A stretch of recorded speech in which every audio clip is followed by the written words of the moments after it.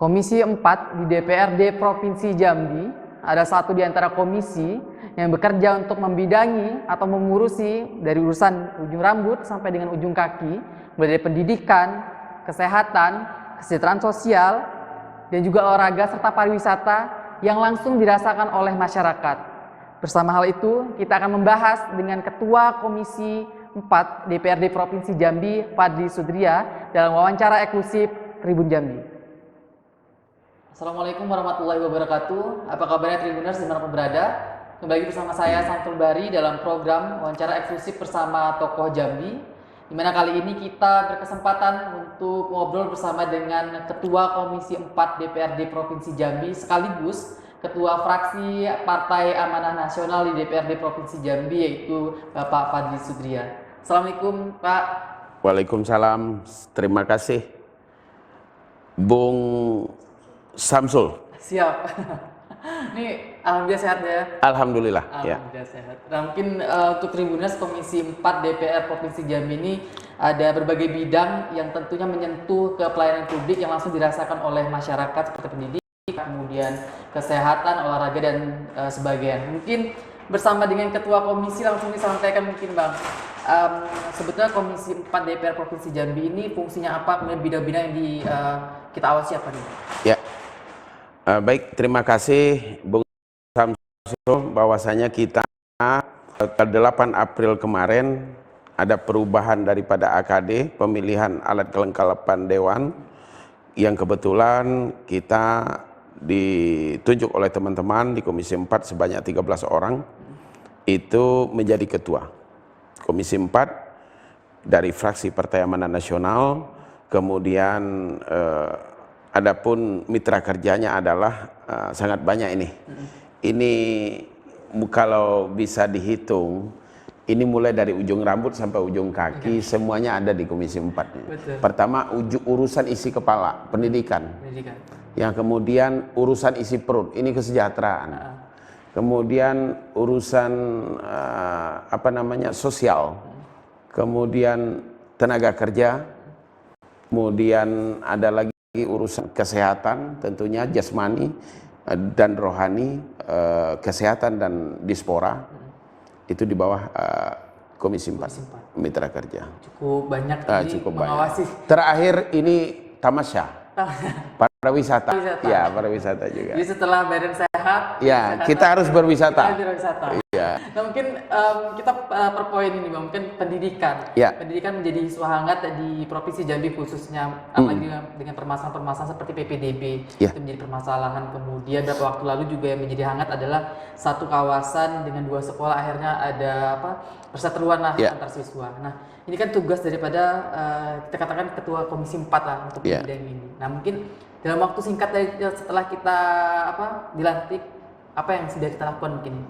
Ya, kemarin kita sudah melaksanakan ada unjuk rasa di SMA 3 Muara Jambi. Kita sudah turun, kita sudah panggil kepala dinas, kemudian bidang SMA, kita panggil juga ibu kepala sekolah yang bersangkutan. Alhamdulillah sebentar lagi beliau bersedia mengundurkan diri dan nanti adanya pertukaran kepala sekolah yang belum diumumkan oleh Pak Gubernur.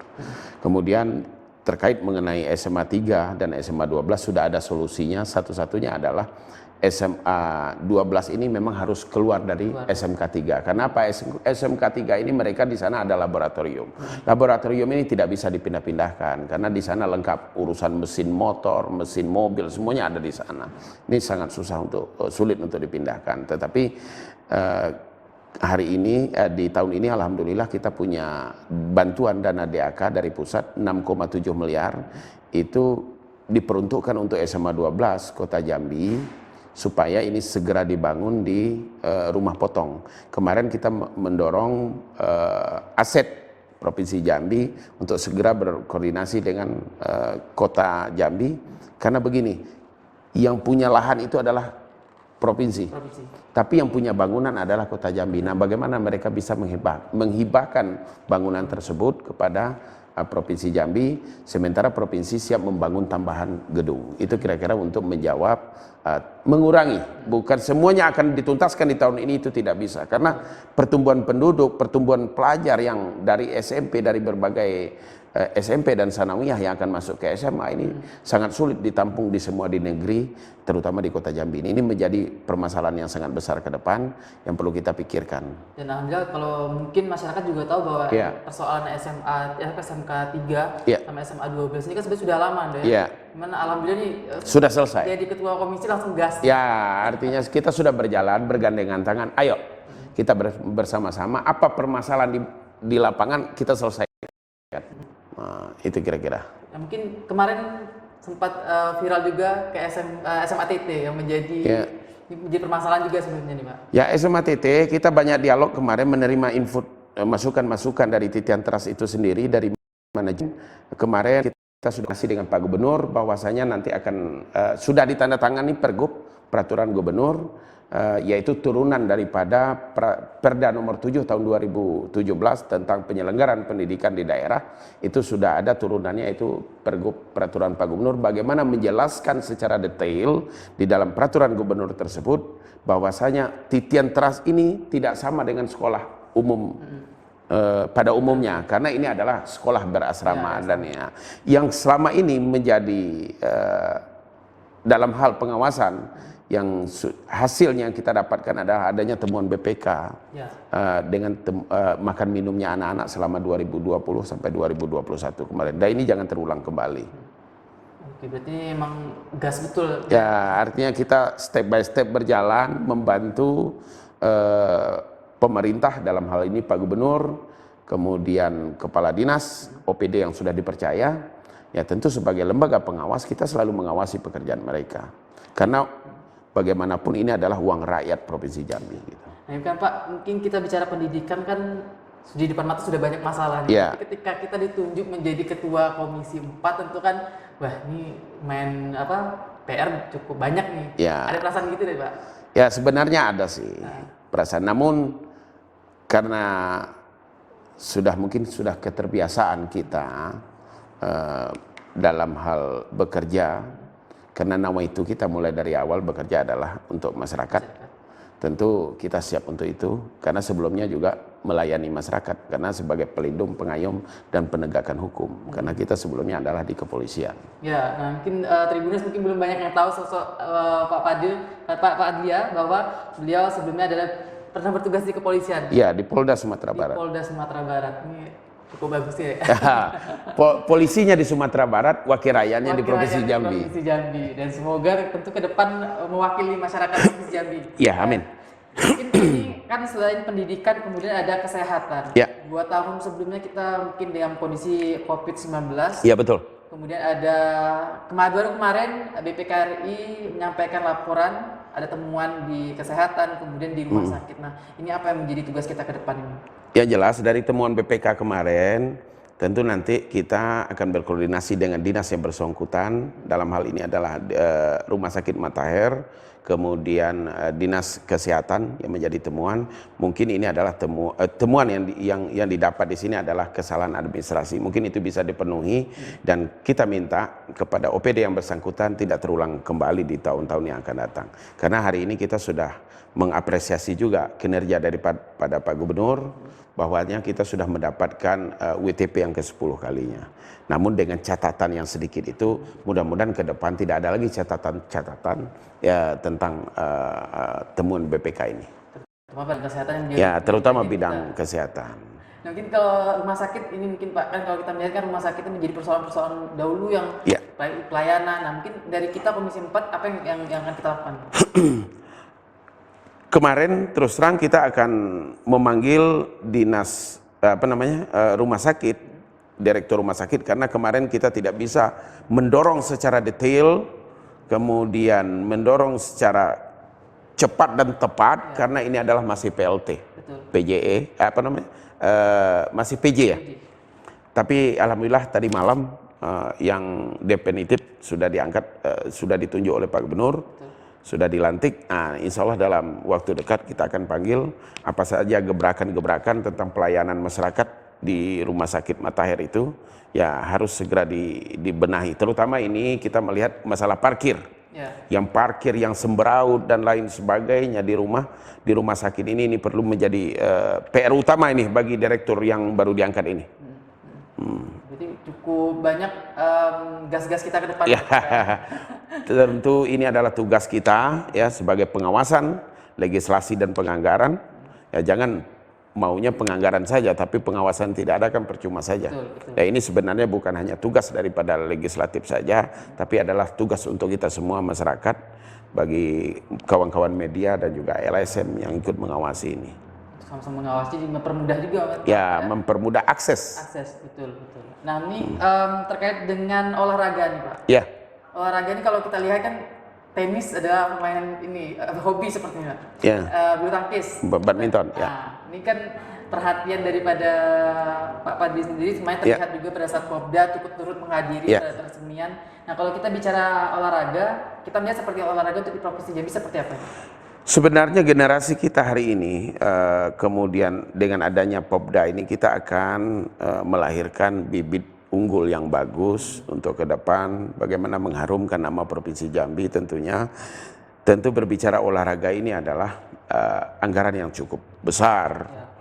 Tapi dengan adanya akan dibangunnya di Provinsi Jambi oleh Pak Gubernur sesuai dengan masuk di dalam RPJM beliau, rencana pembangunan jangka menengah, akan didirikannya stadion di Provinsi Jambi ini. Salah satunya tempatnya adalah ada 2 lokasi, pertama di Pondok Meja, yang kedua di Pijuan. Ini masih dalam kajian hari ini, mana yang layak dan mana yang tidak layak nanti akan kita serahkan kepada tim ahlinya, tim teknis.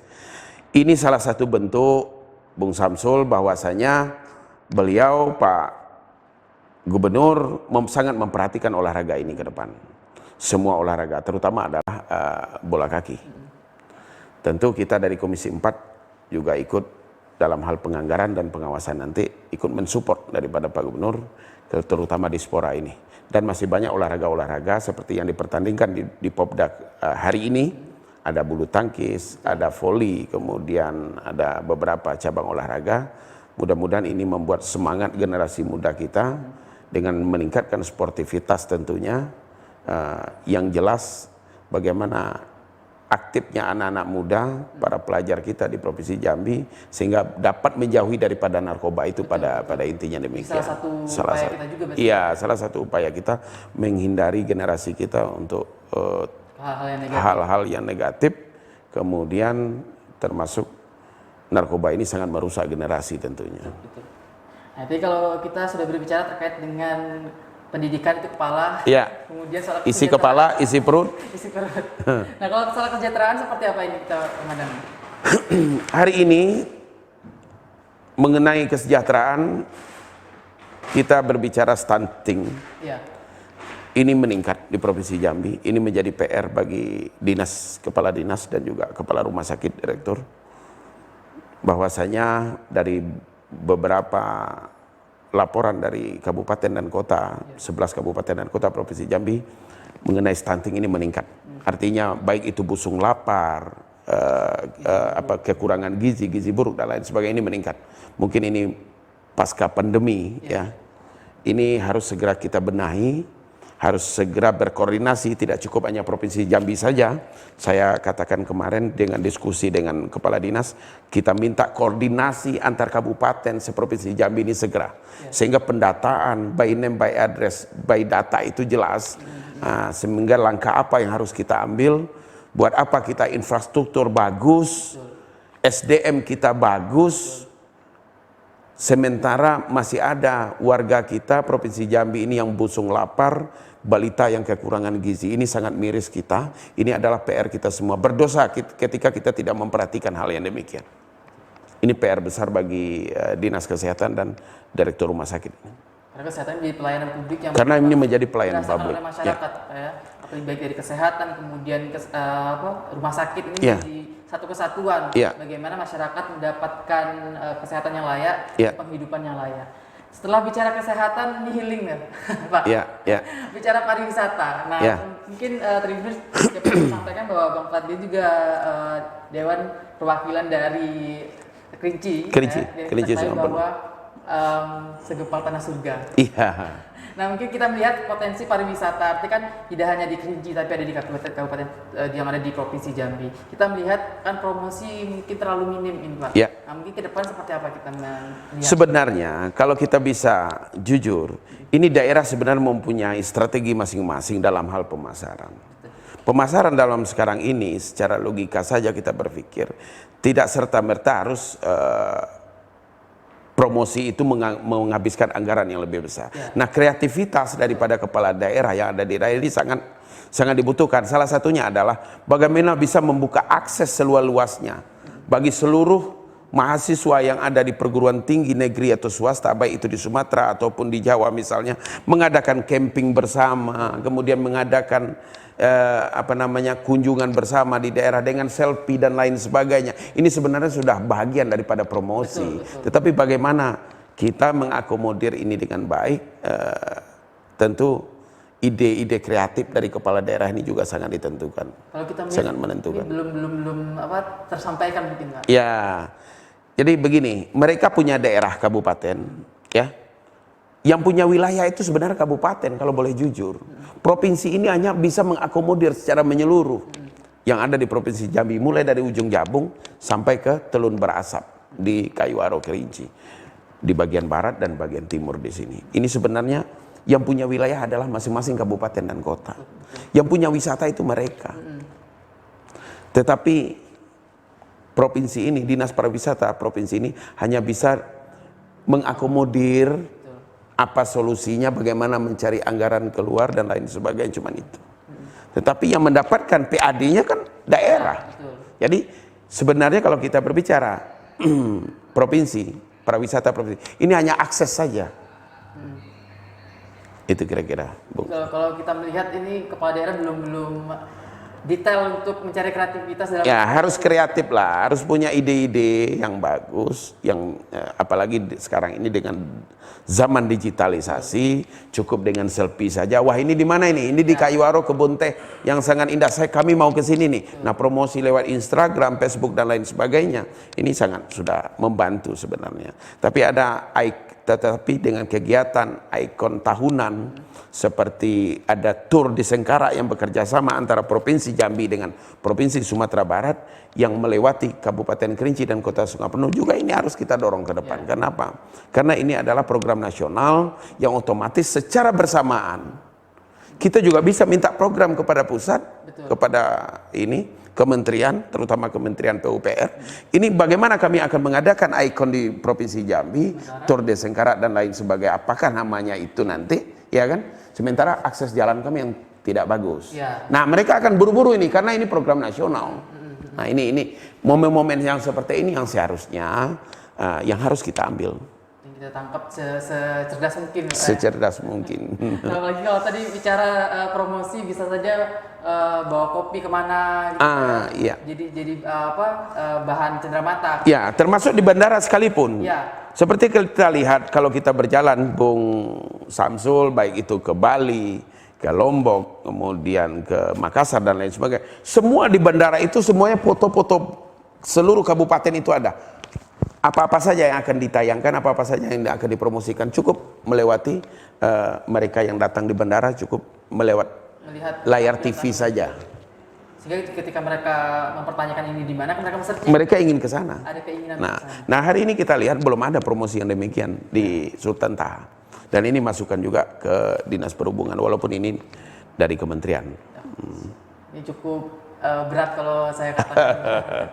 Kita hanya bisa mendorong saja. Ya, betul. Apalagi kalau pariwisata nih, pariwisata Kerinci, ini dengar-dengar kabarnya. Ya, tetapi dengan syarat bagaimanapun setiap kepala daerah tentunya, kemudian termasuk dinas yang bersangkutan, intinya jangan anti kritik lah. Semua kritikan-kritikan itu dianggap sebagai cambuk, dianggap sebagai kritikan sehat supaya kita bisa membangun Provinsi Jambi ke depan. Mana yang bagus kita ambil, yang tidak bagus kita Ya, telah lagi. kita Apa telah. bagus ya. Iya.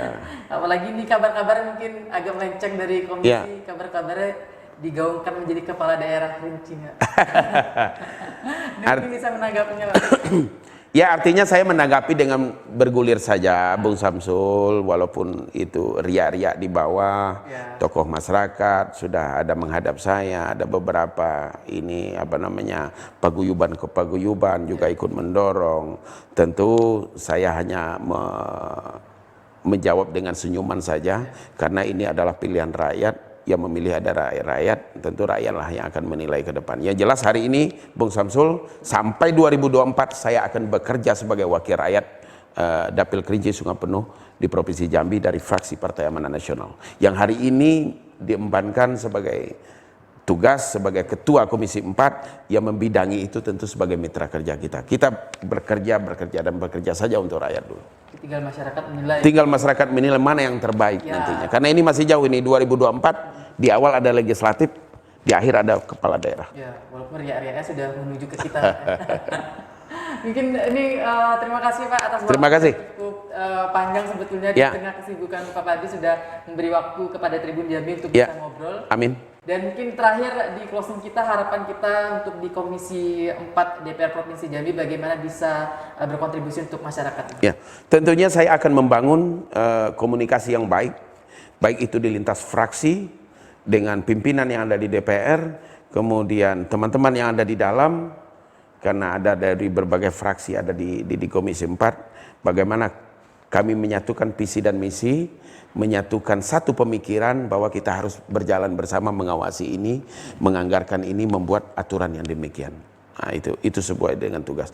Kalau seandainya dari dalam pecah, tentu Komisi 4 nanti akan terpecah juga dalam hal pemikiran-pemikiran, ini juga tidak bagus.